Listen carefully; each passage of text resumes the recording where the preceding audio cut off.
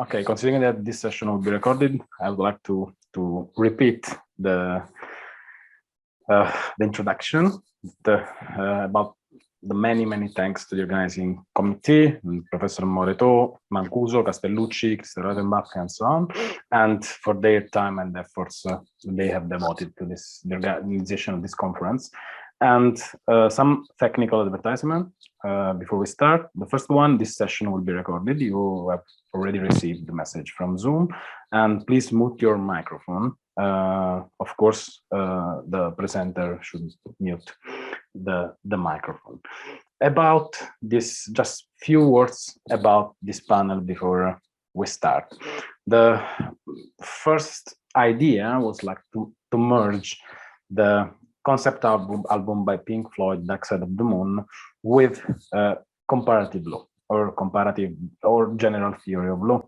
And the title, in fact, is Waiting for Someone or Something to Show You the Way, the legacy of the dark side of the moon, or the legacy of the dark side of the comparative legal moon. And 20 minutes will be allotted to each speaker, and the question time is at the end of the session.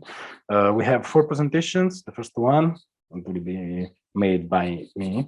That is, and after all, we're only ordinary men. The narrative of diversities in comparative law. Then Professor Domenico Mirante with a presentation on Breathe in the Air, Don't Be Afraid to Care, Comparative Law and the Epistemic Revolution of Environmental Constitutionalism. Then Enrico Buono, Any Color You Like, the State Monopoly of Indigeneity as an Agenda of International Colonialism in Plurinational Bolivia, and the Lado Abigarrado, Multicolored Fabric of Mestizo Identities. And the 4th presentation by Maria Sarabussi, No One Told You When to Run, You Missed the Starting Gun, the extension of locus standi and the value of time in the trial, comparative suggestions from Indian social action litigation or public interest litigation. Just a few words about the whole concept. As the Dark Side of the Moon is a concept album, this one was meant to be a sort of concept panel regarding these 2 sides of life that are music, and specifically this Pink Floyd's album, and comparative law. In fact, music, when it's art, and law deal with the same concept that is reality, or they deal with truth. And I think that the 1st of March of 1973, the band Pink Floyd released this masterpiece, Dark Side of the Moon, and the basic concept of this album was human life. In fact, if you just pay attention to the starting, to the initial part, the beginning of the album, at the end of the album, you can hear heartbeats. So it starts and it ends with heartbeats. And the main topic of the album is empathy, that is the capacity to share someone else's feelings or experiences by imagining what it would be like to be in that person's situation. And 3 are the leading themes of this concept album by Pink Floyd. As first, impulse control. The second one is concern, and the third one is conscience. If we think about law as a living entity, maybe law is characterized by the same features. So rules regarding impulse control, principles, that is a sort of concern about the society, and individual subjects that deals with conscience as will. And we try to underline that there is always a hidden side or something that is really far from the mainstream's sunlight. And one of the main functions of comparative law in its subversive role is to apply a sort of torsion to this axis on which legal objects revolve, and in this way showing a multitude of new ideas and patterns. And this panel is trying to unveil the truth of neglected but existing legal structures. According to the here to the panel and the order of presenters. My presentation will be the first one. I will try to not steal a lot of time from you, and also abusing according to my position as chair in this panel. The title of my presentation, and after all, we're only ordinary men, and subtitle deals with narratives, so the narratives of diversities in comparative law. The outline is, first I will just try to get your attention on a few lines on the Pink Floyd song Us and Them. Then I will focus on the definitions of diversity and diversities. Then I will just give some hints about the sort of battle of words, just keeping some lines from the Pink Floyd song, trying to just give you some explanations about this battle of words between multiculturalism and interculturalism. Then I will focus on constants versus variables. So I'll try to explain why diversity as a fact is a constant, and definitions of diversity are variables. And then I will make a conclusion that is not a conclusion. About the song Us and Them, it deals with opposites, with diversities, with differences. In fact, there are some stanzas of this song that are quite interesting to explain diversities. Like me and you, I quote the song, me and you, God only knows, it's not what we would choose to do, and then black and blue, and who knows which is which and who is who. And then up and down, and in the end, it's only round and round. Haven't you heard? It's a battle of words. It's a battle of words. Let's go to the definitions of diversity or diversities. Diversity, according to the Cambridge Dictionary, diversity would be the fact of many different types of things or people being included in something, or a range of different things or people, the condition or fact of being different, or variety as well, or the fact of there being people of many different groups in society, within an organization, etc., cultural, ethnic diversity, or the fact of there being many different things existing together in a group. So if we think about these definitions, there is like a difference in between facts, so what it is, clearly, and classifications. And in fact, facts in these terms are what is, no, and what it is, while classifications imply a choice. So a choice that could be arbitrary as well. And in fact, according to some theses proposed by Vertovec in reference to diversity, there is a different understanding of diversity or diversities between academics and public bodies, because academics focus on critical and analytical aspect of definition of diversity, while public bodies, they use this concept in a normative or in an instrumental way. And sometimes these two realms could merge, but they couldn't as well, and in the majority of cases. And if we, also in the words of Vertovec, if we try to find the definition for diversity, we should think about diversity as social differentiation. And does it implying a sort of categorization, but as well as social inequality, or diversity could be used as a concept to define in-group and out-groups situations, or to make a self-ascription or an ascription by others that could be imposed, or to define groups and categories, or it could serve a more symbolic or social aim that could be the one for tracing back boundaries, social boundaries or cultural boundaries. Then the concept, even the concept of diversity is quite useful to define identity as well as intersectionality. And still you can see that there are a lot of definitions. There is no one single definition of diversity. And let's see what happened as Pink Floyd, as per the Pink Floyd song, like the battle of words. An example of this battle of words is differences between multiculturalism and interculturalism. In fact, currently, there is a sort of negative axiological weight in reference to multiculturalism.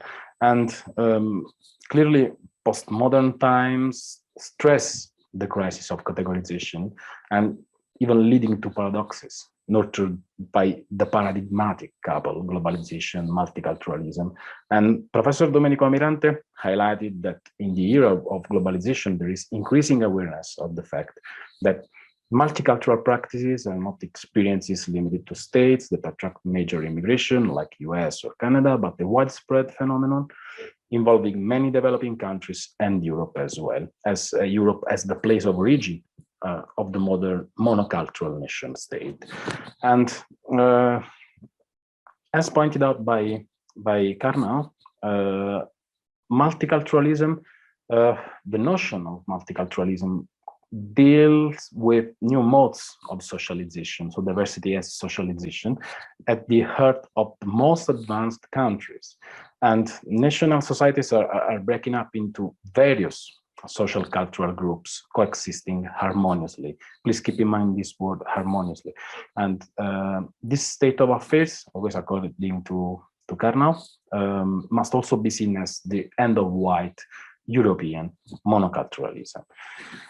Clearly, the crisis of European and global North monoculturalism shows the need for a postmodern and critical approach to the general theory of the state as well, suggesting the theoretical as well as pragmatic importance of new experiences that are more accustomed to deal with pluralism or diversity, and in some cases, diversity is even the founding myth of the social legal arrangement, as in case of Latin America, and Enrico Bono will speak about some Latin American experiences, or in other cases like in South Asia, for instance.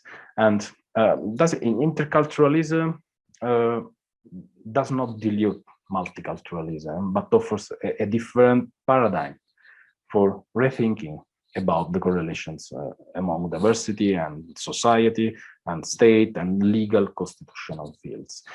And another key question is whether multicultural and intercultural approaches contrast with each other, or the second one is merely an updated version of multiculturalism.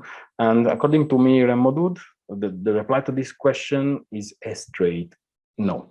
And according to them, it cannot intellectually, at least, they speak about interculturalism. And according to them, interculturalism cannot intellectually, at least, eclipse multiculturalism.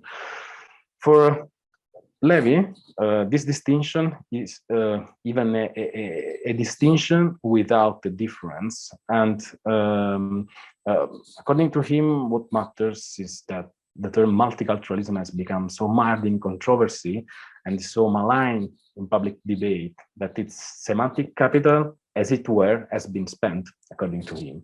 While Georg points out that interculturalism could be at its best complementary to multiculturalism.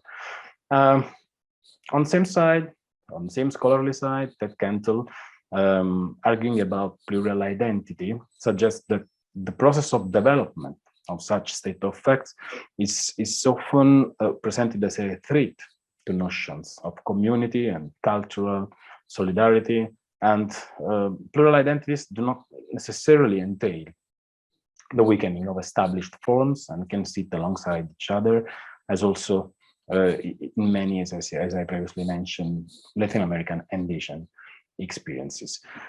To the aforementioned deductions in reference to multiculturalism, interculturalism, the concept of multicultural state, intercultural state, we could add that pluralism and autochthony are quite common elements, also in definitions of such kind of prototypes or models.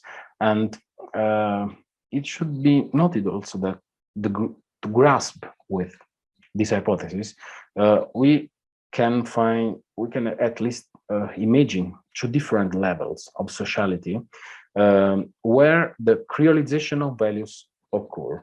So the sociality of the private sphere, or the private sociality, and the sociality of the public sphere. So the private sphere is a very modest community, merely based on cultural tradition, and the public sphere is more or less like the state, and this can be understood as the state in its legal and political terms as well.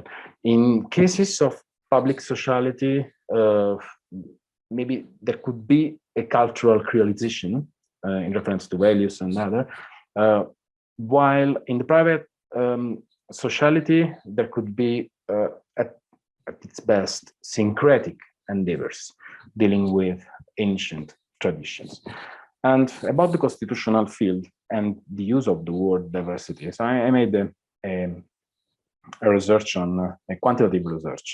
And in the constitutions of South Asia, the words inter, like interculturalism or pluralism, multiculturalism or multi-languages and so on, there is no trace of these three words. Only in the constitution of Nepal, there is the word multi, reference to languages and culture in the preamble, in the article devoted to nation, and the one devoted to state policies.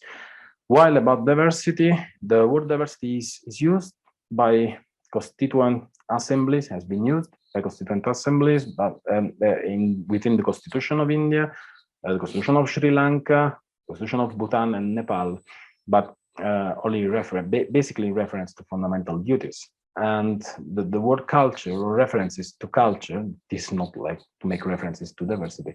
There is plenty of references and constitutional provisions dealing with the concept of culture within the South Asian constitutions, namely the Indian one, the Constitution of Sri Lanka, Pakistan, Bangladesh, Maldives, Bhutan, and Nepal. So as I previously said, diversity is the human constant, because even in this panel, everyone is different from each other. So it's a matter of range, it's a matter of ratio, but diversity is the human constant, while ideas of diversities are variables. And I would just fastly recall a few thoughts by Panikkar and Patrick Glenn. Raymond Panikkar affirmed and stated that culture's fluidity is what allows interculturality or mixed patterns of cultural diversity. And every living culture establishes traditions, and then it is the tradition that generates itself, the body of the culture in which people live. But tradition, this is really important in Panikkar thoughts, cannot just be reduced or identified with its eidetic contents, because it's a really practical thing. Tradition is a fact, because tradition implies itself, is itself transmission. And if we carefully read Patrick Glenn, so Glenn speaks about the harmony of natural diversity. So diversity is natural at every level, and there is a harmony between among these diversities.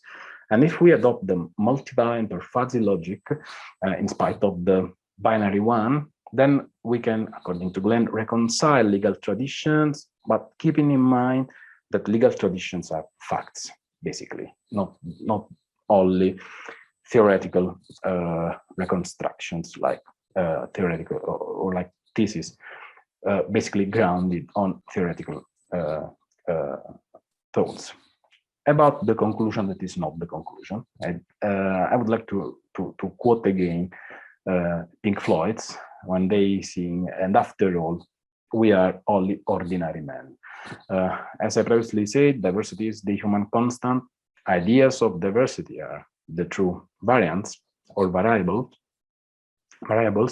and there is also always this huge gap between facts and classifications when we think about definition of diversity and diversities. So about classifications, and there is a need for choices, at least on the theoretical ground. So the conclusion is a question: is there a sort of cherry-picking dilemma in reference to interdisciplinary patterns of comparative law, where comparatives like pick up something from sociology and then anthropology and then social psychology or even political science, geography, trying to give or provide a different definition of diversity that is like suitable according to their ideas or to their thesis. And this is sort of ex ante and not an ex post finding. So it's more like this sort of cherry picking dilemma,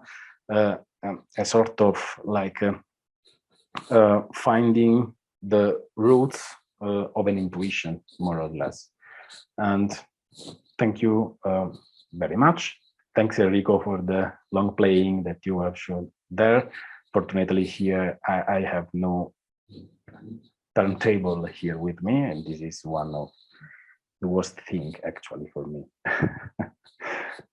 Well, and thank you for your attention. I think, perfectly in time. I saved 1 minute, maybe 2. And now it's time for Professor Domenico Amirante, that is Professor of Public and Comparative Law at the Department of Political Science, Jean Monnet of the University of Campania, Luigi Vanvitelli. And the presentation is on Breathe in the Air, Don't Be Afraid to Care, Comparative Law and the Epistemic Revolution of Environmental Constitutionalism. Please, Professor Amirante. Well, good afternoon to everybody, or good night, or whatever. But I think in this session, we are all from this part of the world. So it's just good evening. And I will wait for thanking Ignazio, because I see that he's not in front of the computer now. But let me say that this session, this panel, it's for me, it's a professor's paradise, because one of my pupils is the chair of the panel. He has organized the panel, and the other speakers are all my pupils from the PhD in comparative law. So that's really my paradise. I have finished my work, so I could rest and then leave. You have heard that very interesting speech by Pasquale, and you will hear more interesting speech. But before resting, I will at least speak for some 20 minutes just to justify my presence here. And okay, let's go to the presentation. Okay, let me see. I'm not. Maybe you have to let me share the screen, Pasquale, because it doesn't allow me. It say I am disabled.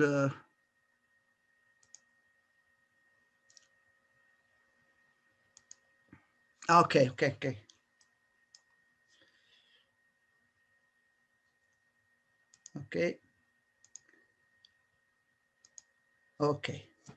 So that's the title. Of course, I inspired my presentation on the second song of the long playing.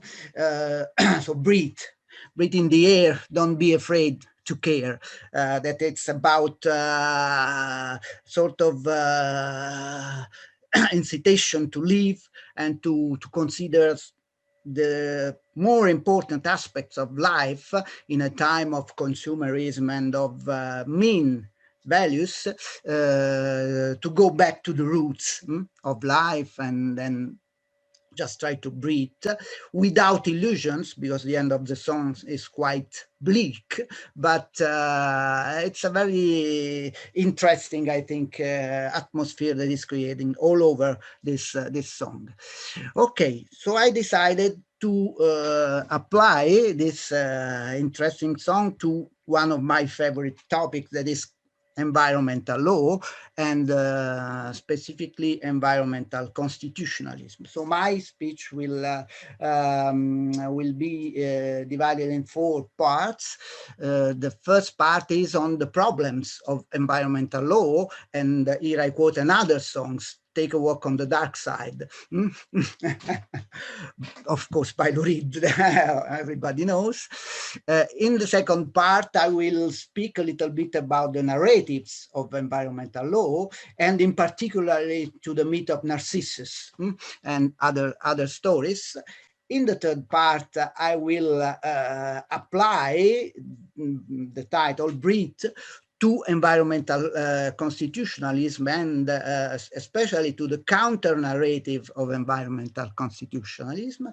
And in the fourth point, the conclusion, but it's not really a conclusion, I will try to see how we can continue to breathe in the Anthropocene, that is our new geological era, so some new perspective from constitutional environmental law, what I call environmental constitutionalism. I don't know if many will agree with my definition, environmental constitutionalism, but okay, so those are the 4 points.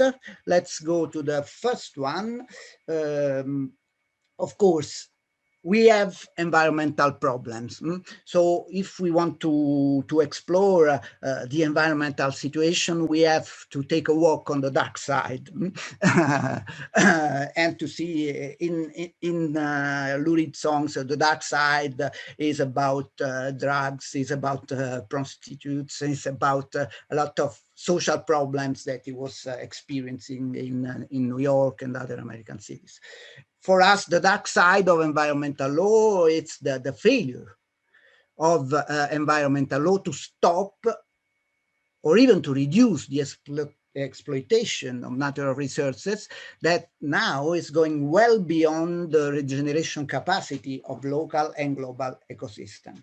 This grim assessment about more than 60 years of environmental protection shows the failure of environmental law, whose dark side can be summed up in the predictable exhaustion of the Earth's biocapacity in the near future.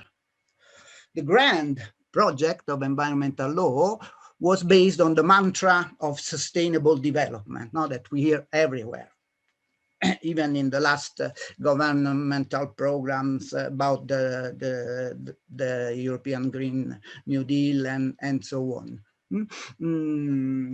But this mantra failed, giving life to some ghosts. The ghost of global warming, the ghost of climate change, and finally, a very interesting novel or essay, I don't know, that is about the collapse of the Western civilization, a view from the future, that is a fictional and dystopic essay written by 2 American scientists, Oreskes and Conway, and they are describing from year 2039 and 393 the situation that we are experiencing now, supposing that the Western civilization will disappear at the end of this century. But why environmental law failed? How did it happen, despite all good intentions and intellectual support behind it? First of all, as a disclaimer, we have to recognize that globally, environmental problems are not only legal problems, but are civilizational issues, of course. So we cannot expect too much from law. Of course, environmental law cannot be a panacea if it is not backed by political, social, and economic support. But there is a specific problem lying in the structure of environmental law since its genesis, in the way it was conceived, and in the related narratives displayed in the political and in the academic arenas. So the official diagnosis for the failures of environmental law, reported both by international organizations and mainstream academia, is the poor enforcement of environmental rule. Environmental law is good, is very nice, but we are not enforcing it.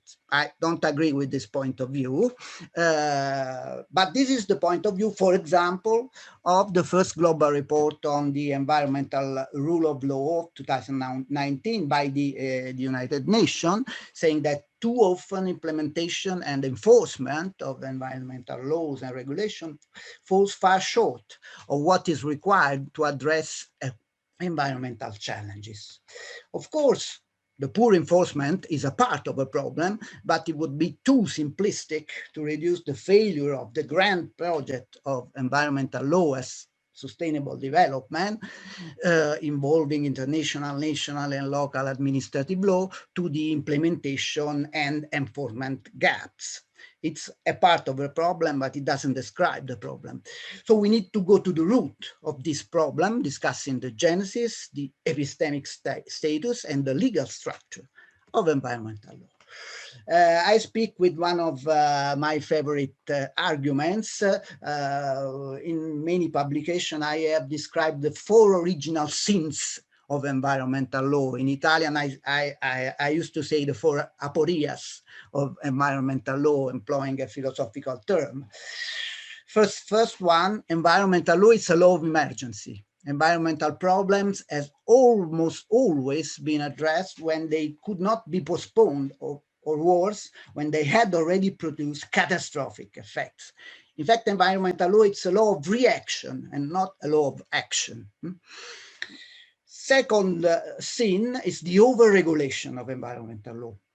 Normally, it is linked to the first sin. Normally, every single problem has found its solution in ad hoc regulation, and therefore, in the long run, this produces a series of rules disconnected from each other, which in many cases contradict each other. Third sin is the predominantly technical nature of environmental law. This is linked to the difficult relationship between law and hard science. We have seen it in the COVID crisis as well. This is a big problem. It is not the legislator who decide the meaning of the rule in environmental law, but the technicians and the scientific people generally impose standards, parameters, and limits, and they end up dictating themselves the rules of conduct in relation to the various cases or concrete situation. And this is a great problem, what we call in Italian heterodetermination of law. The fourth sin is the reluctance to recognize the social character of environmental law. The environment cannot be considered as an external element with respect to the political, social, dynamic relation. It does not constitute just a functional variable of the legal system, but determines its axiological structure, entailing a reconsideration of legal and state structures and the transformation of the legal system itself. So it's something more serious of what it has been apprehended since now. So let's see how it has been described and conceived, environmental law. So let's see the narratives of environmental law, and especially this, I was inspired by the interesting articles by Petersman based on this idea of describing environmental law as the Narcissus myth. Of course, environmental law is a product of the Western civilization. The very notion of environment is typically Western, and it is based on our monistic conception on the individual as a separate entity. In some other cultures, they just have some problems just at understanding what environment is. So environmental law is characterized, for example, as in the definition of Tzu Chen Wu, a Buddhist writer, a sort of anthropocentric obsession. Says these authors, we cannot understand ecological crisis without looking for a philosophy that is free from the anthropocentric obsession with the knowing subject. Anthropocentric obsession can be seen as a knowledge hindrance. It arises from ignorance that leads to attachment to the self and the phenomenal world. Of course, you see here the typical Buddhist discourse. Seen from inside, a very powerful image refers in that article by Petersman to the Narcissus myth. Like Narcissus, humans have been obnubilated by their own interests when thinking about environmental protection. Laws focus on human interests as mirrored environmental protection, thus echoes the myth of Narcissus losing the sight of nature surrounding him when staring at his reflection in the lake. That's a very powerful image. So the genesis of environmental law tells the story of the separation of man and nature to the various environmental narratives. We can go to two kinds of narratives before Stockholm Conference 1972 and after Stockholm Conference. So in the 19th centuries starts the disconnection between man and nature to the narrative of the fortress conservation, the Yellowstone Park model, where you have public property of the land, eviction of men from protected areas, with the displacement of many traditional communities as well, the technical management of park areas, not including local authorities, and a simple and uniform management strategy, so no zoning or just very poor zoning, for example.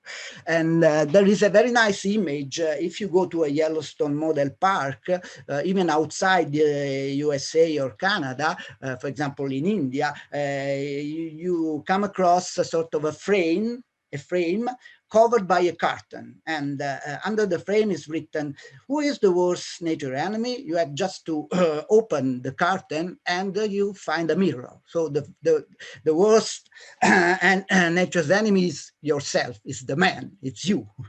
So that's a very negative image of the relation between man and nature. And that's the basis of this Yellowstone model. Let's go on. These have reinforced the culture of disconnection between man and nature, and we can find this model in many constitution, international documents. What happens after Stockholm Conference? Here, the international community used the mobilizing power of a new concept, the concept of human rights. And so it was created what I call the instrumental approach to environmental protection.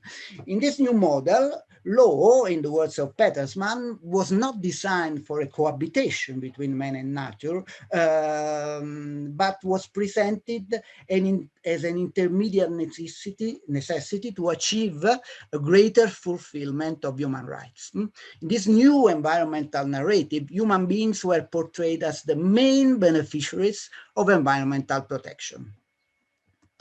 So again, there is separation between man and nature. So from a relative ecocentrism, not the protection of nature per se in the Yellowstone model, to a strict anthropocentrism, environment and development, sustainable development, etc., etc. And this we will find both in the International Declaration from Rio 1992 on, but even a little bit before, and in new constitutional charters or revised constitution like the Spanish Constitution, 1976, in Portuguese Constitution, Greece, and so on, in the German Constitution of the 90s, etc., etc. This new narrative, of course, is based on the mantra of sustainable development, and nature here is not only separate from man, but is functional to man's development. So the notion of environment becomes an abstract concept, different from the nature that in the past was a very concrete concept. Using UNESCO language, we might say that the environment is an intangible good, while nature used to be a very tangible concept and good. Here comes the logical nexus between human rights and environment. What are the problems of this nexus between human rights? You you have always been hearing about the human right to environment. But it creates a lot of problems because it creates, first of all, an adjudicative structure and a limited scope of environmental law. Only when a human right is claimed, then we can protect the environment. This is contrary to what should be the central axis of environmental law, that is the preventive principle. Of course, it suits very well a common law-oriented culture because it speaks about adjudication rights and judicial activism and so on.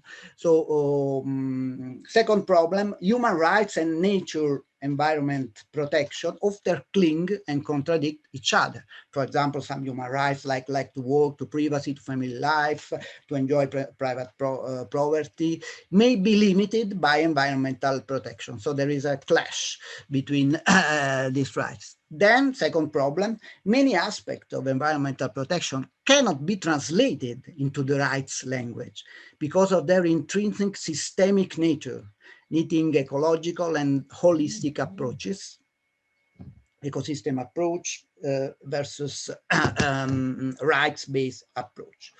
Okay, so I will sum up the third and the fourth part very briefly because I'm exhausting my my time. So today, environmental constitutionalism, I think it's a very important phenomenon. We have 156 constitutions out of 193 that speak about environment and regulate the environment. So it's a very important world phenomenon. And why it is a counter narrative? Because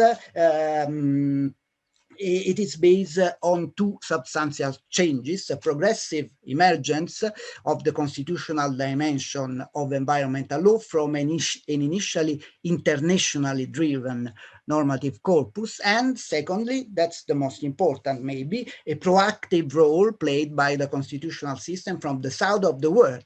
So it's really a counter narrative because the best of environmental law doesn't come from the mainstream Western doctrine, but comes actually from the South at the level of ideas, and not speaking about realizations, but I'm speaking of good ideas.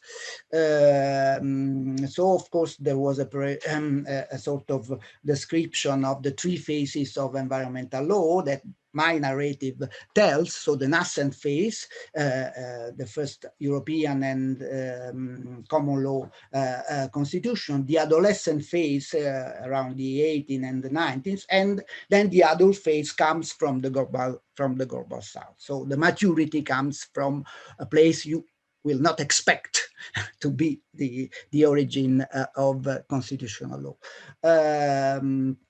So we can just sum up the three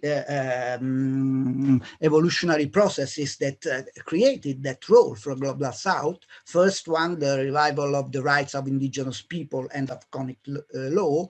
Second, the recognition of multiculturalism. I refer to Pasquale's speech, and to Enrico as well after me. And then third, the identification of the environmental question as a central element in the state structure. Okay, I will go on to the fourth point.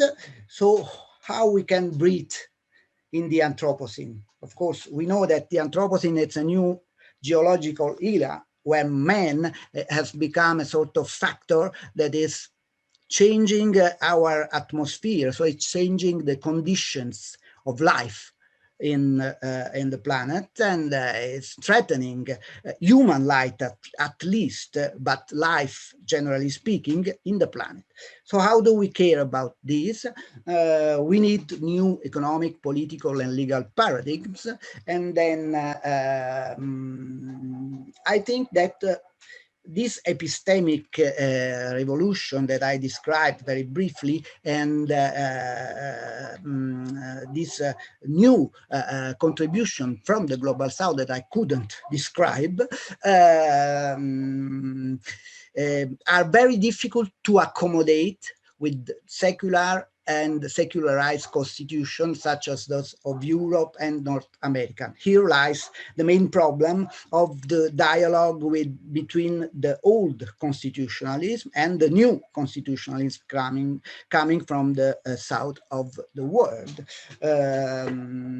Okay, there are some examples, but let me conclude this with this.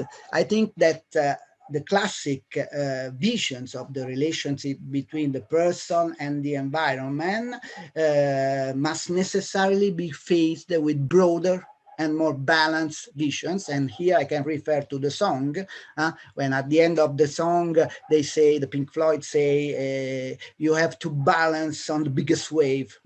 That's a very nice image also. So we need to encompass not only the individual dimension, that is the the central notion of liberal constitutionalism. We have not only to focus on the social dimensions, that is the focus on the democratic and social constitutionalism, but we have also to consider that there is a biological and natural dimension of the person, of the man, and this is considered in the new or nuevo constitucionalismo, or also in some new constitutions from Africa, Asia, and other countries from the global south or the south of the world. So these are three dimensions that cannot be separated from each other, and that environmental law will have to consider together if it wants to overcome a partial and sectoral reading of the human experience in the air. So we can say that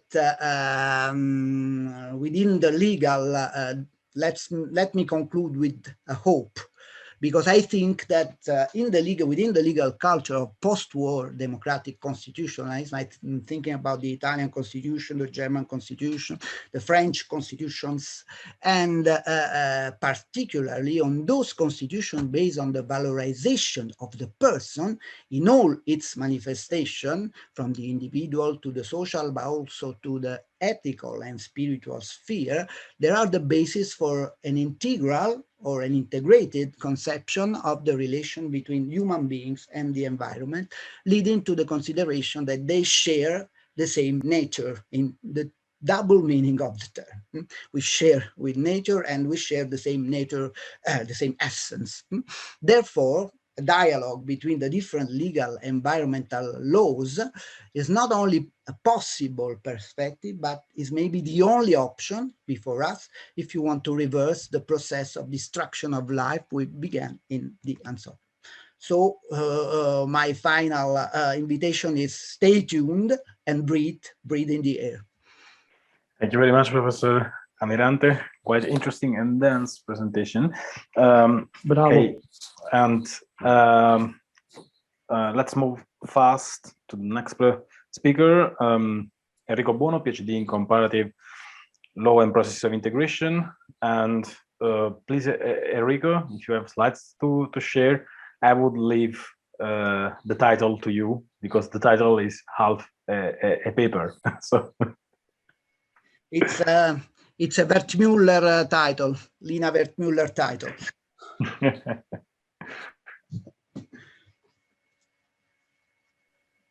Okay, good evening to everyone. I would like to thank Pasquale for this presentation. I will start my timer and I will try to be as brief as I can. And I have quite been dealt a bad end, because Any Color You Like is an instrumental tune. So actually I do not have lyrics to refer to.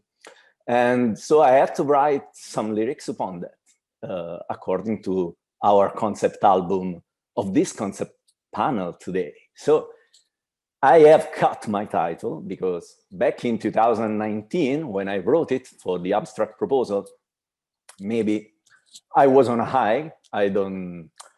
After 2 years of maturity, I think I can trim the fat from my titles and from my abstracts, but whatever the renewed title, it will only be Any Color You Like, the instrumental 4-track of Dark Side of the Moon from 1973, Indigeneity as an Agenda of Internal Colonialism in Plurinational Bolivia. I will begin my presentation by showing you the pictures of these 4 beautiful women who were of extreme importance in the making of Dark Side of the Moon. Actually, you can see these 4 singers, they all come from different racial, vocal, and musical backgrounds.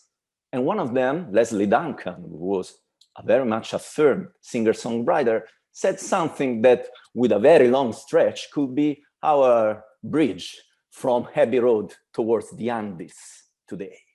So it is quite interesting to see that in Duncan's recollection, when the singers went to Abbey Road to record their background vocals on Dark Side of the Moon, they found an amusing irony in all of the Pink Floyd's new work. While the band's new songs were bemoaning humanity's lack of mutual understanding, emotional generosity, these songs spoke so much about empathy and the role of empathy. The band seemed to be part of the problem because their behavior was at least to be very chilly, we can say. So they weren't very friendly, she says in her account. They were cold, they were clinical in their way of working to the album. So it was like, have we done something wrong? The background vocalists were always thinking, and they got, I mean, some great takes like The Great Gig in the Sky, or maybe some of the greatest vocal tracks ever recorded. So how does this can relate to some dark side of the constitutional comparative legal arena? I can sometimes think that nominalistic or mimetic constitutions like the ones that are being implemented in Latin America, even those that belong to the so-called Nuevo Constitucionalismo Transformador, can sometimes be like Pink Floyd's record. And the dark side of the band itself. So while the Pink Floyd were bemoaning humanity's lack of mutual understanding, I can think that in the Bolivian constitution, we find at least 2 norms that are bemoaning all forms of colonialism, neo-colonialism, and imperialism as well. It states as well in its preamble, the Bolivian constitution of 2009, that we never knew racism until we were subjected to it during the terrible times of colonialism. So why, in recent years, was the Movimiento al Socialismo, who actually was crucial to the implementation of this new constitution, and especially the figure, the controversial figure of Evo Morales, look like they are part of this problem instead of its solution. So even indigenous authors as sensitive as Silvia Rivera Cusicanqui has said that the concilium mechanism par excellence for new forms of colonization is the official multiculturalism implemented, or interculturalism. We can argue on that with Pasquale as well. Implemented in the Constitution is one way of concealing a new, different kind of colonialism. So what I would like to ask myself and all of you today, if we want to find a tentative research questions today, is why comparative legal scholarship is so interested in Bolivia, gets so excited about the Bolivian plurinational project, while its political implementation has been undermined very much in recent years. So is there a dark side to the Bolivian constitutional moon, which in Aymara will be the constitutional quilla, or in Quechua with the Q, and in Aymara with the K? Is it related to ages-old issues of internal colonialism and internalized racial structures that define the political arena as well in Bolivia, not only on the constitutional level, but also on a discursive and meta-narrative level? So what I can say, and what I would like to argue, is that Bolivia is a case study for the difficulties that comparative constitutional scholars can face in practice when trying to study a constitution in the global south, and especially in Latin America. So what I'm trying to say here is that I totally am one of those comparative legal scholars who have been very fond and enthusiastic about the plurinational project. But is there a dark side to it as well? And what is this dark side? I think it's racism. And the R word is very important in Bolivia. So my contents today will be a brief analysis of the theoretical framework of internal colonialism and its relevance for comparative legal scholarship, And then two concepts which are extremely relevant in Bolivian sociology and as well in the studies of Latin American and decolonial studies, which are mestizaje and blanquitud. So I can try to define in a nutshell the historical Bolivians' racial hierarchy. So the dark side of Evo Morales, the rise and fall of Evo Morales, we can use many lyrics from different songs, many titles to call this moment in which Evo Morales broke bad, actually, and became from the first indigenous leader in Latin American history to another kind of caudillo. So when did this happen? How did this happen and why? Is there a dark side to Evo Morales, and is this dark side painted in white because of the blanquitud of these power structures? So let's see if there's a dark side or a white side to Evo Morales' recent fall or demise. So first of all, I will very briefly go on this concept because they are, I think, very well known to all of you, but I think they are crucial to understand comparative law in the Global South. They can be extremely useful because I think that when we study Southeast Asia region and their constitutional texts, or when we study Latin American constitutional texts, we have to move from different colonial models. And the differences we can see also in the constitutional and legal structures of these legal orders all do refer and take root to the colonial models implemented in there. But these colonial models, they survive the experience, the historical experience of colonization. And this is exactly what internal colonialism means. When González Casanova speaks of internal colonialism, in fact, is stating that the domination and exploitation that once was implemented by foreigners over natives in the colonial experience, once the independence is attained by these legal orders, these natives become the new beneficiary of the exploitative colonial model that they have learned from their colonizers. So is the light-skinned elite, which we called the Criollo first and then the Mestizo, who in Latin America become somehow the new Spaniard. So internal colonialism is a great theoretical framework to understand how these colonial structures are internalized. We can see that actually it somehow describes the patterns of unequal development between a nation state, and especially between the populations that live inside a single nation state. So there's always some kind of Gramscian or Marxian exploitative relationship between the core and the periphery of these codependent agents in the arena. So many Latin American scholars are studying this phenomenon, and they are always saying that there's a reproduction of exploitation of these colonial models. So in a nutshell, before introducing the concept of blanquitud, which is crucial in my presentation, Bolivia's ethnic racial hierarchy seems to have always been like that, and also it seems that is slightly changing in recent years, but it still has deeper strata of cryptotypes, we can say, that still live on with this kind of racial structure. There's always an upper bourgeoisie with fancy foreign surnames, like Doyer, for example. They are white or mostly white in color and phenotype, and they are the upper bourgeoisie and the leading class in Bolivia. The middle class is made of indigenous and cholos, who mestizos, so who still recognize themselves as white. And this is the phenomenon known as blanquitud, which we have to refer upon further. And then, of course, indigenous people seem like to still be living their traditional roles. They are doing the most modest works. They work in agriculture. There's a reason why Bolivian constitution always talks about indigenous and rural native people in their constitutional text. They always refer to both campesinos and indigenous people because most of the times they identify themselves. And then, so what is this idea of blanquitud, which is so important to me?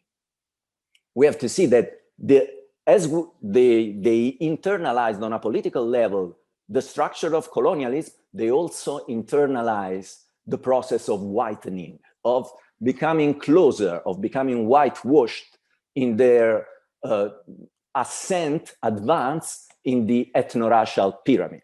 Once, from generation to generation, indigenous and Cholos and Mestizo people become more and more economically advanced and reach higher economical status, they somehow whiten themselves. So in Bolivar Echevarria's book, Modernidad y Blanquitud, which was actually inspired by Frantz Fanon, it talks about the whiteness of colonial societies through the acculturation of the elites. So there's not only a racial kind, a genetical kind, a physical kind of racism, there's also a very important cultural one, which is based on the alignment of the colonized to the behaviors of the colonizer. And this is the blanquitude, is some kind of identity racism, cultural racism, which, according to Echevarria, but it can be argued, it's a reproduction of the capitalist ethos. So the productivity of chauvinist, of Protestant values, of classical North American values are accompanied by all these external elements that are somehow rejecting former indigenous identity. So according to Echevarria, one can be non-white ethnically, but be white in the sense of identity, of culture. And conversely, one can be white-skinned, but not be white. So let's go to the last part of my presentation, and I will very briefly, quickly address the issues that Evo Morales faced in his last presidency.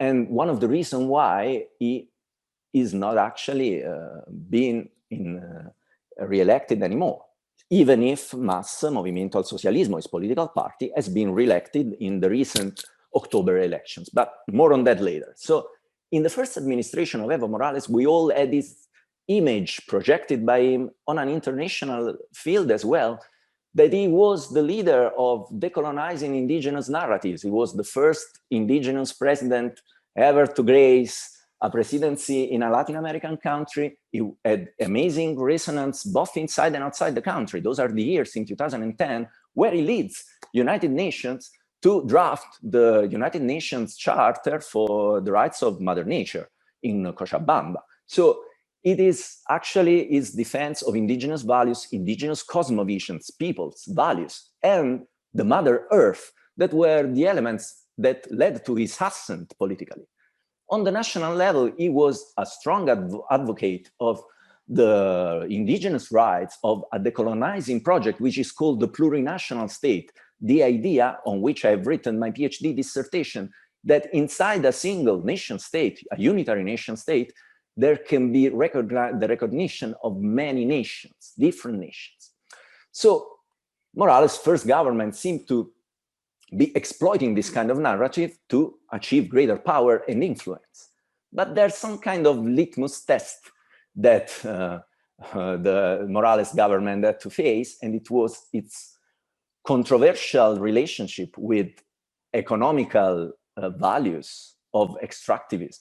So while on the surface, he was always following an agenda of the rights of Mother Nature, in 2011, he strongly repressed the indigenous march for the Tipnis, which was a park, a national park, and an indigenous territory, Territorio Indígena Nacional Parco Isibore Seguro, in which he wanted strongly to build a highway to transport the products of coca leaves, of coca agricultural products, to the airports to be exported somewhere.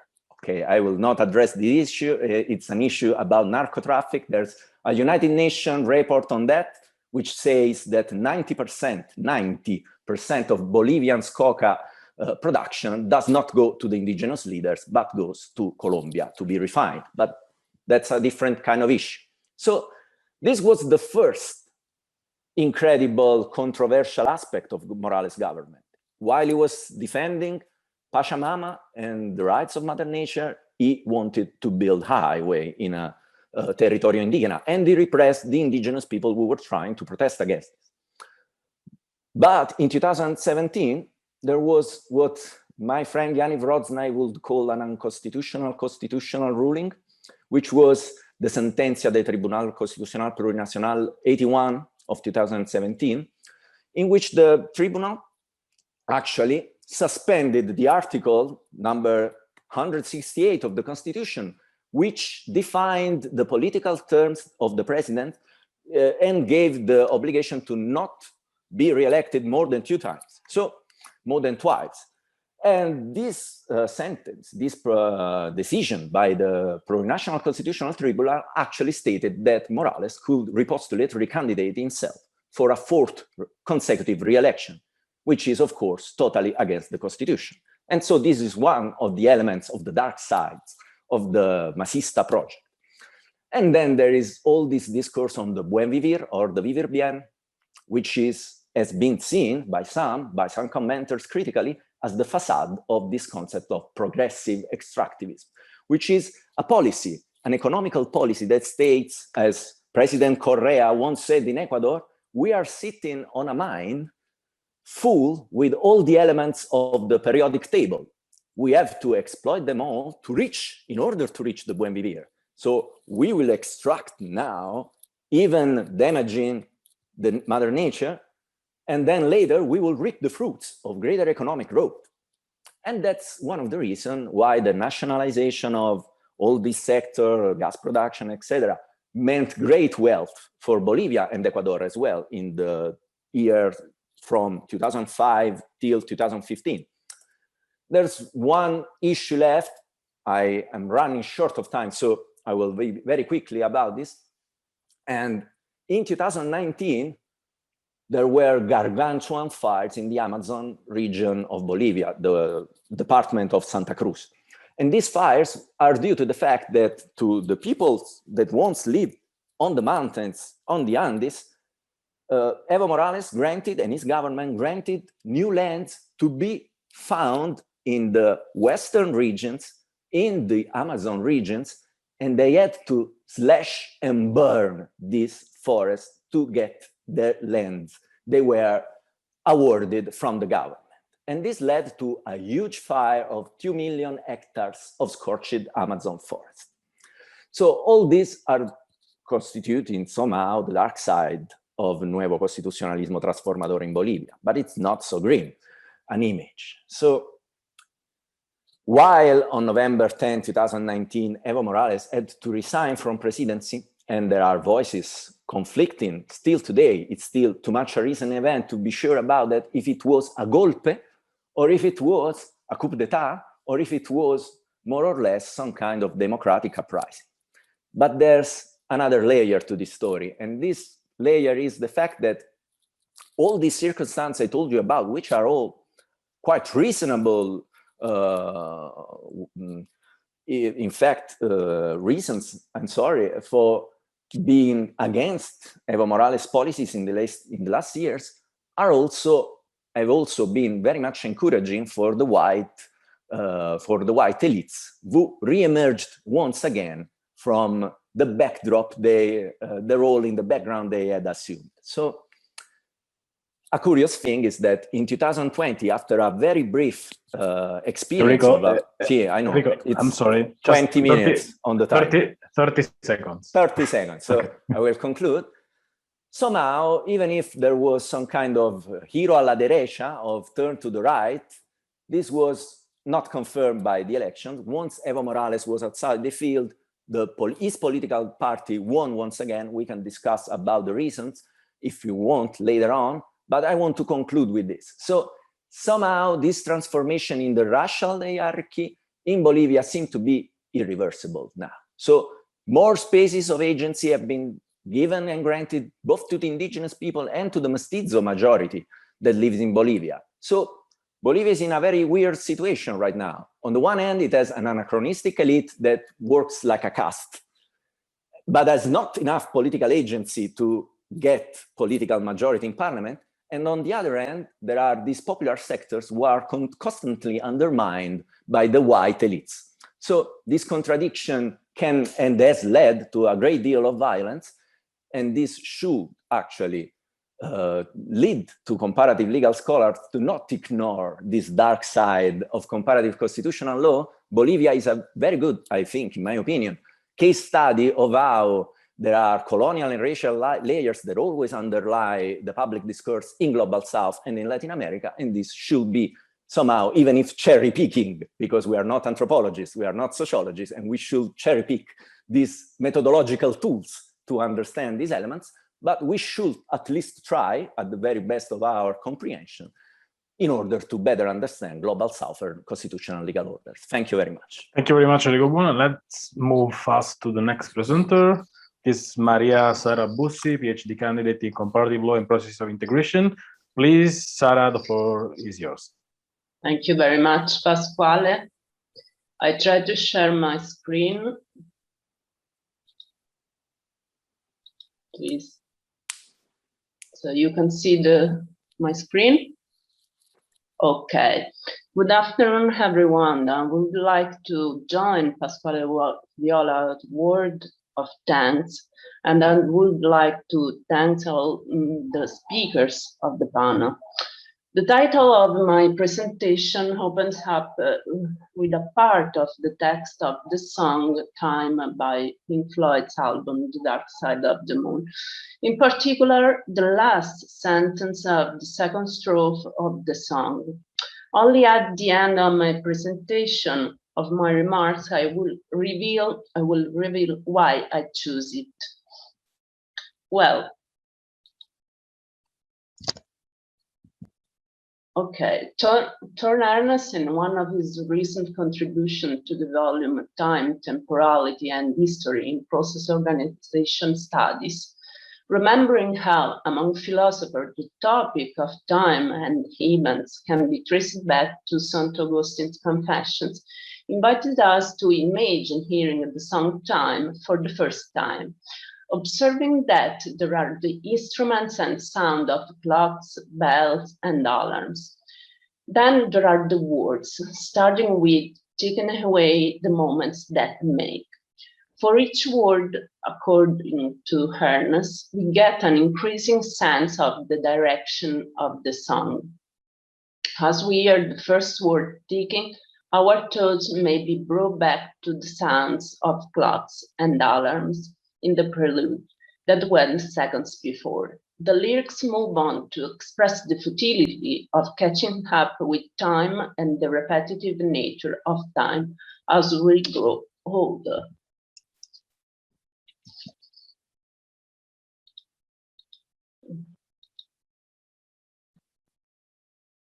So, sorry, can you hear me? Yes, perfectly. Oh, sorry, but okay, sorry. As is well known, with the song Time, Roger Waters narrating the emotional experience of one young musician who does the math with time and the frustrations that its passing generates, describes a generational condition. This is the condition of those who were young during the 70s. The awareness of brevity of time dominates the lyrics of the song. Matteo Palombi recalls the attention of the opinion of the journalist of the Rolling Stone magazine, David Frick, that referred to the Dark Side of the Moon as a record of desolation. Mark Fisher, in its book Ghost of My Life, called to mind the famous television drama Sapphire and Steel, dating shortly after, and mentioned the word of Franco Berardi, After the Future, where this author talks about the slow erasure of the future that occurred in the 70s and 80s. The future to which Franco Berardi refers was represented by the cultural expectation of modern civilization that reached their peak after the Second World War, and find their conceptual framework in three mythologies: the Hegel-Martian mythology of Offenburg, the bourgeois mythology of a linear development of democracy and social services, and the technocratic mythology based on the omnipotence of scientific knowledge. According to Fisher, this cancellation of the future in no file is more evident than in musical culture, where it emerged that the 21st century is oppressed by a suffocating sense of finiteness and exhaustion. But in that period in which the former took place, a profound change occurred, and it was characterized by a transnational restructuring of the capitalist economy. In short, he refers to the neoliberal political agenda that in the United Kingdom was embodied by the figure of Margaret Thatcher and started in those years through her government. Antoine Garapon, in his work La raison du monde étrange, le néolibéralisme et la justice, clarify how neoliberalism, before being an economic doctrine, embodies a new mode of governance of people, a governmentality. Referring to the thought of Michel Foucault, in particular to the word naissance de la politique, who defined it precisely as la raison du monde d'état that represents a sort of evolution of the raison d'état. In this context, Garapon, in order to analyze the theoretical and political foundation of neoliberal rationality, emphasized that neoliberalism is characterized by an extension of the market model to all sectors of human life, institution, justice, government. And in social relations, under the edges of competition, the model of social bond is opposed to that of social juxtaposition, which is characterized by a rivalry between monads. According to Garapon, approaching the law from the perspective of governmentality involves the search for the implicit project, the coherence of the whole, and the rationality on which the legal norms are based. This author, therefore, pursuing this aim, analyzes how neoliberal rationality has found its application in the field of justice and thus influenced judicial institutions. In this scenario, three ages of governmentality are identified: the ritual one, the disciplinary one, and the managerial governmentality. The last intends to create a collectivity based on individual selfishness to a universal operator, which is free competition. Therefore, there is a convergence between a technique of organizing social coexistence and a modality of subjectivation.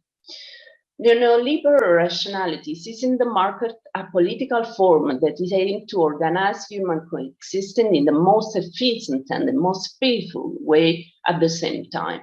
But according to Garapon, it is not visible to the naked eye by the jurists because it disrupts traditional representations of the law without necessarily changing positive law. These new representations are connected to, on the one hand, a vision of space that is no longer limited to the territory of the state, but becomes global. And on the other hand, a new relationship with time, which is presented as totally open. The law basically becomes reactive and no longer proactive because it is called to mimic the marketplace. However, he has to deal with the desire for security of the individual. In conclusion, the judicial institutions mirror this change of paradigm with the development of a new model of justice defined as managerial justice. The Western legal tradition has been considering this new approach to justice for years, giving it a partial implementation. This model, inter alia, considers the individual as a user of a service and the party as protagonists of the trial, where the legislator dictates the rules of the game and the judge as a merely authorizing function. And so, moreover, requires rethinking justice itself in terms of guaranteeing judicial flows or setting up system based on indicators in order to describe the real activity of each office and each magistrate. For example, efficiency and effectiveness have become parameters for evaluating the judicial system. This led, according to Garapon, justice toward a detemporalization and a personalization. An example of the concrete application of the managerial model comes from a European Commission for the Efficiency of Justice and its reports that were published every 2 years. In the light of the Article 6 of the European Convention on Human Rights that recognized everyone's right to a fair and public hearing within a reasonable time, in particular, the European Commission for Efficiency of Justice evaluates the efficiency of courts in 45 countries with regard to criminal, civil, and administrative cases. These institutions assess the performance of each judicial system from a quantitative and temporal point of view, taking into account that one of the most influential problems relating to justice in the contemporary era concerns the length of trials, which is connected to that of backlog. In 2020, the European Judicial System Evaluation Report, based on 2018 data, was published. So in this slide, I reported the two performance indicators used for evaluating the efficiency of the courts on the country examined, the clearance rate, and the second one, that is the disposition time. Recalling the attention on this second performance indicator, disposition time, according to the report, is the theoretical time necessary for a pending case to be resolved with, taking into consideration the current pace of work. It is theoretical. If in managerial justice, as pointed out by Garapon, it is no longer the procedure that structures time, but the contingent events of the decision of the protagonist impose procedural responses, comparative law offers models of justice that move away from the personalization and detemporalization previously mentioned. In particular, if in the neoliberal governmentality, public law shows a recessive trend compared to private law, a comparison beyond Western legal tradition in the field of justice unveils different scenarios. In the worldwide panorama, one of the legal systems that can represent a case study on this point is the Indian one, which during the 70s and the 80s of the last century experienced the development of the spread of a particular kind of public interest litigation. Although the latter finds application in a context where currently the length of trials appears as an endemic evil, it seems to be guided by values that are opposed to those of the neoliberal paradigm, providing a preferential path for the protection of fundamental rights. Although performance evaluation mechanisms have been introduced also with reference to the Indian judicial system, public interest litigation, or also known as social action litigation, has represented and still represent in this country a flywheel for distributive justice. Public interest in litigation in India is characterized, in my opinion, by a temporalization of justice. Moreover, is characterized by a wider participation in the trial and a deformalization of procedural rules and a proactive role of the judges. Before analyzing each characteristic of this kind of litigation, it should be noted that PIL finds its root under the procedural profiling two provisions of the Constitution of India. These are Article 32 and Article 226. In India, this procedural right has represented the medium for the guarantee of substantial rights, connecting the Part 3 of the Constitution dedicated to fundamental rights and the Part 4 concerning directive principle of state policy. Essentially through a series of expedients elaborated by the Supreme Court in its case law. The first of such expedients was the expansion of the jurisdiction beyond rights. Through an extensive interpretation of appropriate proceedings, every remedy for the enforcement of fundamental rights, injunctive, preventive, and compensative, was admitted because, quoting the decision MC Mehta versus Union of India in 1987, procedure being marrying a handmaiden of justice, it should not stand in the way to access to justice. In fact, during the Constituent Assembly debates, Ambedkar remarked that it is the remedy that makes a right real. But more than anything, Supreme Court and High Courts, in exercising the power to issue direction, orders, and writs, namely interim measures, during the judicial proceeding and before the judgment, mark time and beat it in the trial. The second expedient is represented by the extension of the traditional rule of legal standing, also known as locus standi, which will lead to the elaboration of the two new procedural categories of representative standing and citizen standing, defined by Clark Cunningham. So, in particular, citizen standings are found its full recognition in the decision known as First Judge's Transfer Case of 1982, in which Justice Bhagbati affirmed that in public interest litigation, any citizen who is acting in bona fide and who has sufficient interest has to be accorded standing. So the third expedient elaborated by the Supreme Court of India consists in the formalization of the procedural rules in case of public interest litigation. As pointed out by Sather, the courts allowed the informality of procedure by entertaining letters written to judges or to the court as petition or to commissions of matters on their own, the so-called proceedings suo motu.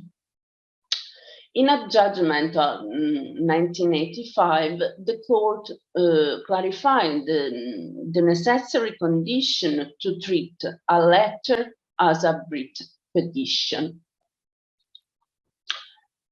From the annual report 2018 and 2019 of the Supreme Court of India emerged that in the year 2019, the court examined 235 PIL in civil matters and 29 criminal matters, 3 in the first case and 2 in the second, initiated suo motu, compared to about 55,000 petitions and letters received. So, returning to Pink Floyd's song Time, here I reported the text of the first 2 strophes of this song. And the last sentence is not told, no one told you when you went to run, you missed the starting gun. So going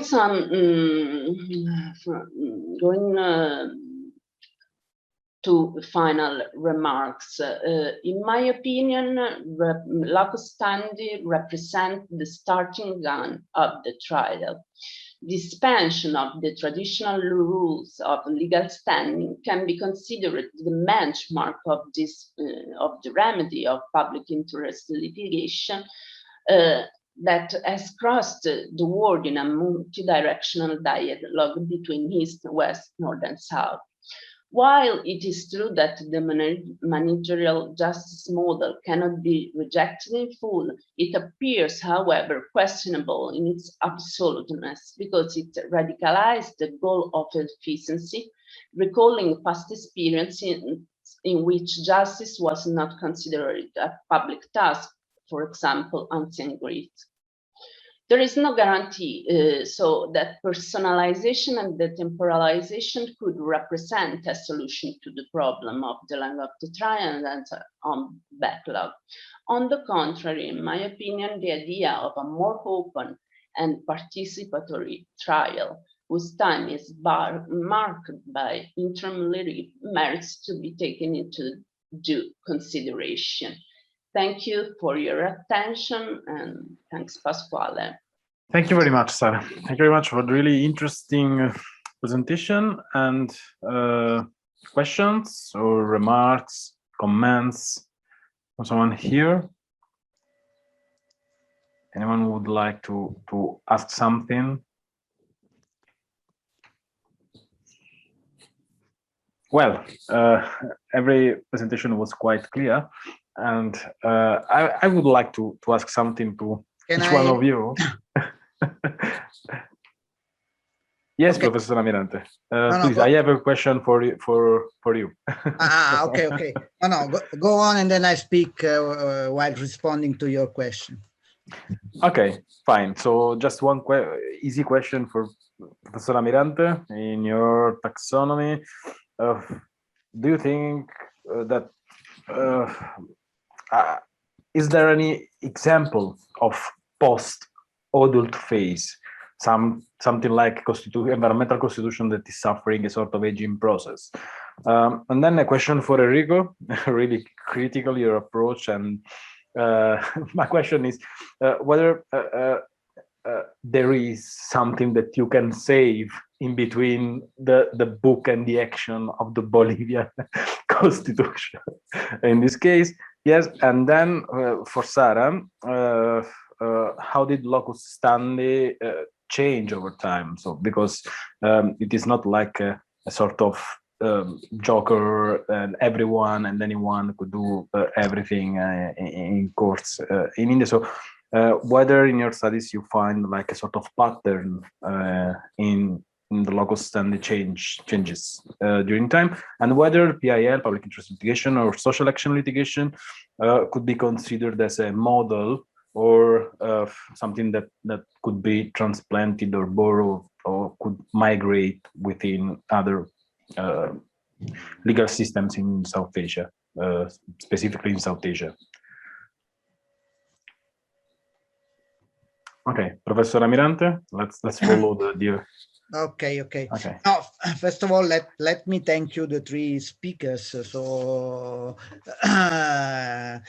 your presentations were very, very interesting, and I'm more than satisfied of this session. So I thank you, the three of you, very much.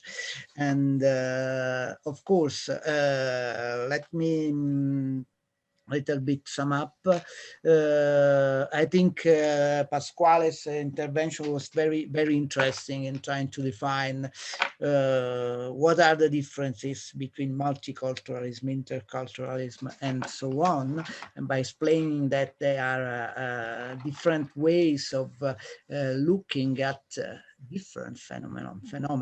It's not the same thing that you can describe with a different word, but you are describing a different phenomena. So that's very, very important, because maybe there is a sort of competition and interculturalism is better than multicultural. No, it describes different phenomena. So thank you very much for that, and also to Enrico, that was of course full of imagery as usual in his in his speech, and it was speaking of a constitution that I was echoing in my speech, the Bolivian one. I couldn't because of lack of time, so I couldn't speak about the Pachamama and the Nuevo Constitucionalismo.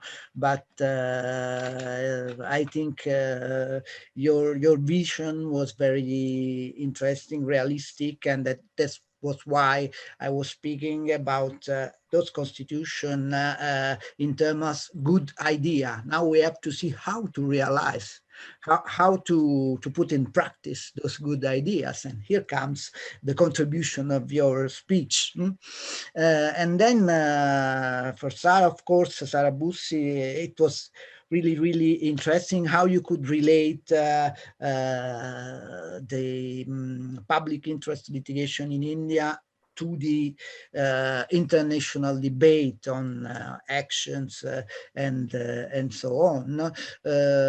Maybe it would be interesting if you could say a word also about how much public interest litigation in India contributed to environmental law progress in that country, because it is a very important, I think, aspect to be underlined. So thank you, everybody. I see that Ignazio has left again, but I want, since it's my last occasion, I want to thank him and all the organizers. I think it's a very hard task to organize. You have nearly 20 hours a day, 12 hours a day of conferences.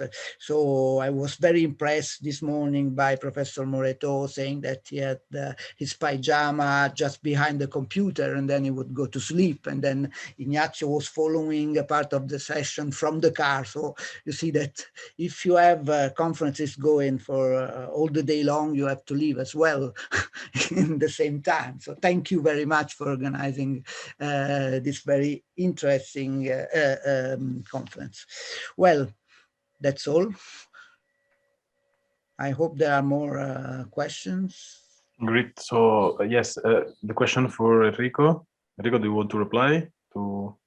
Yeah, I would like to, but we have just a few minutes. So anyone of the others who have graced us with their presence, and I would like to thank them for their patience here so far. So if they have anything to ask or are curious about, we can add upon that and we can try to shed some light. Okay, so if it's not like that, I would like gladly to answer Pasquale's questions, which helps me actually to shed some of the light from the bright side and not the dark side that I have exposed. Because of course, my interest in the Bolivian constitutional framework lies upon its merits more than its political implementation demerits. So first of all, I would like to save the plurinational architecture. So the idea that according to the nationalization of indigenous people who becomes indigenous nations, they have their rural native indigenous autonomies, which are working actually very nicely, even if there are only 4 of them. The 4th one was the Salinas, was implemented in January 2021. So this shows that the political project of the plurinational state goes on and is still trying to work out. And the recent electoral victory of the MAS without Evo Morales is a good sign that at least it can be at least a change in the structure of power of the party, hopefully even in their practices, because in recent years there have been many cases very well known to the public of corruption, and you know, it's Latin America still. So sometimes these things happen, and I think these things also happen by our sides of the ocean. So actually, I think there's a lot to be said. Not much on the environmental rights sector. I would rather save some of the Ecuadorian implementation on that front, but in Bolivia, it's still very much work in progress, this defense of the Pachamama, but still much can be saved in the implementation of indigenous autonomies. Great, thank you very much, Enrico. Thank you. And Thanks. Sarah would like to give us just a few words about the questions. Yes, very fast.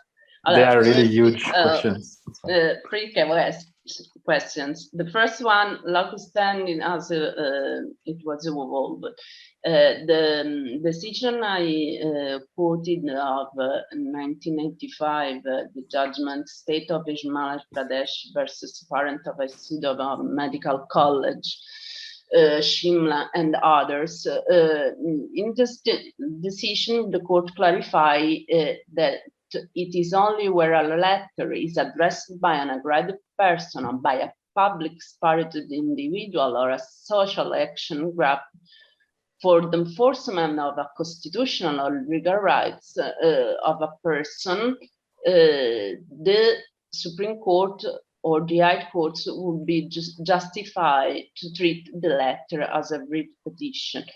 So it's clear that this approach of the Supreme Court during the years allowed public spirited citizen NGO, but also in any inanimate object, the nature, to be recognized as parties in the trial, for the first one. The second question about legal transplants. I don't know if it's possible to talk about legal transplants between Asia and other countries, in particular between India and all over the world. What I can say is that in many countries, for example, if we concentrate our attention on the question of locus standi and the extension of the traditional rules of legal standing, it's possible to find, for example, in Latin America, some action that are similar to public interest litigation. For example, Acción Popular in Bolivia or Acción Popular in Argentina. So the third question by Professor Amerante, environmental case law. Public interest litigation evolved in India and developed through environmental law cases. The first cases analyzed by the Supreme Court are environmental issues, environmental questions that come before the Supreme Court and were analyzed by the Supreme Court. This evolution of locus standi, this extension, it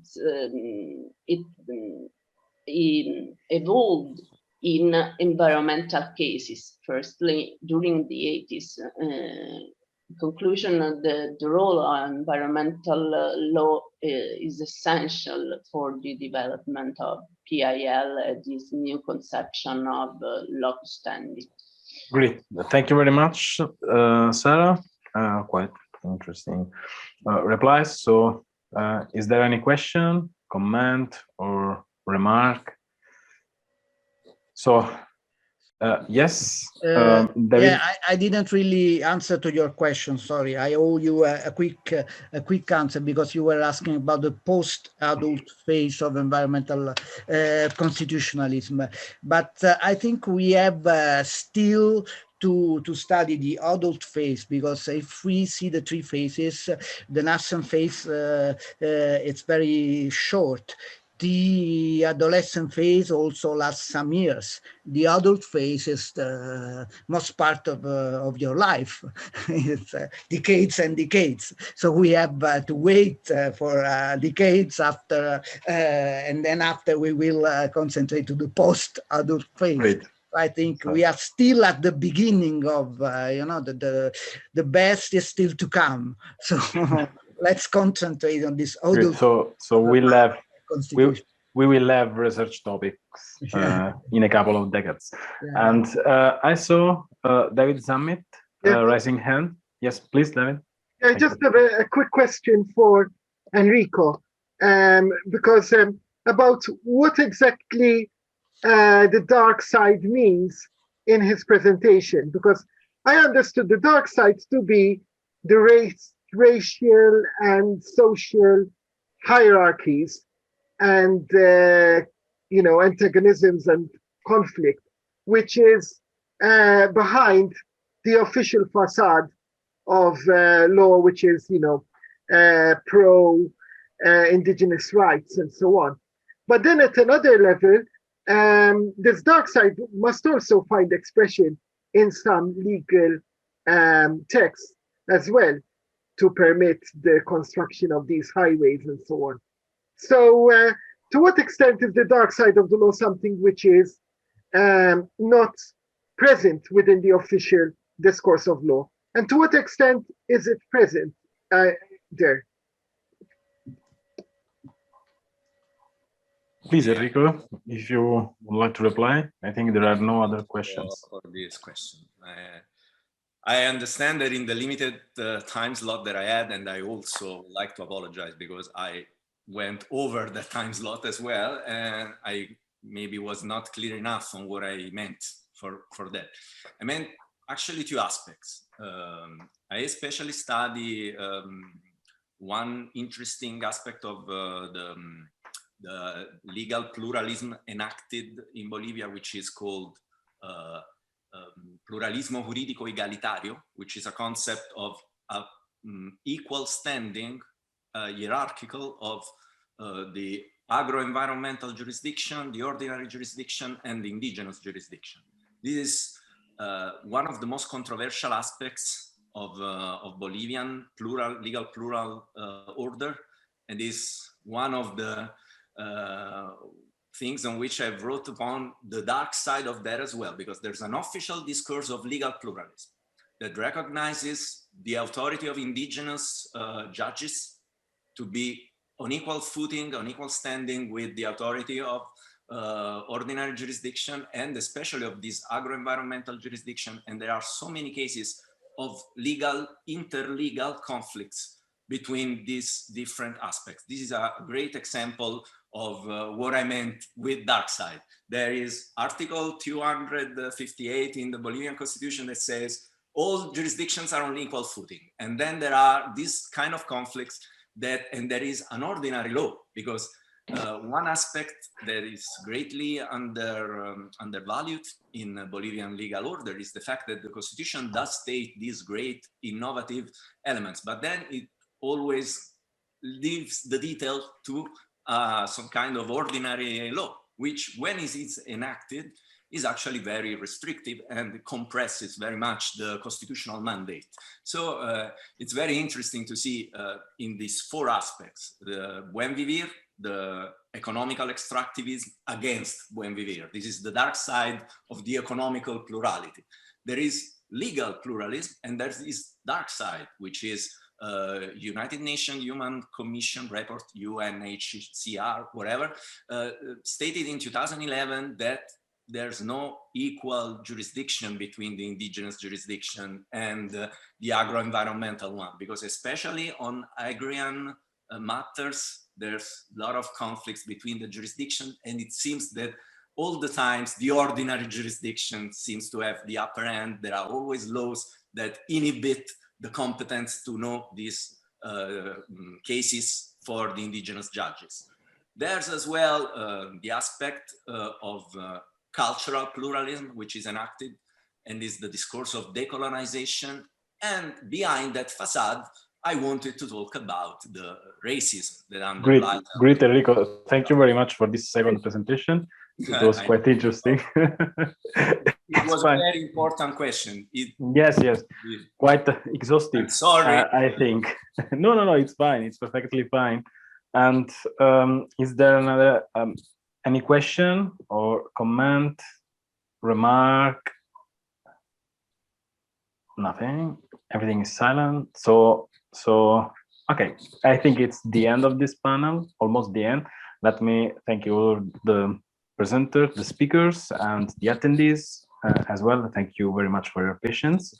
And I sincerely hope that we weren't too much boring in our presentations. And thank you again, and thank you to Juris Diversitas and to the organizing committee of this wonderful and interesting and really dense conference. So what should I say more? Thank you very much, and let's hope to meet again in the next future.